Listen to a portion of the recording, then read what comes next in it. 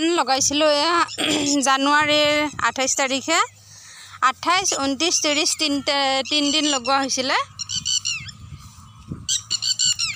আজি এপ্ৰিলৰ 6 তাৰিখে ধান চাউল সোমাই গ'ল। ধানত এয়া ধুনীয়াকৈ চাউল সোমাই গ'ল।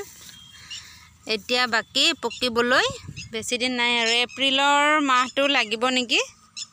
এপ্ৰিলৰ শেষত হৈও যাব পাৰে কাৰণ ধানখিনিত 110 দিন বা 15 দিনত কাটিবলৈ হৈ যায়।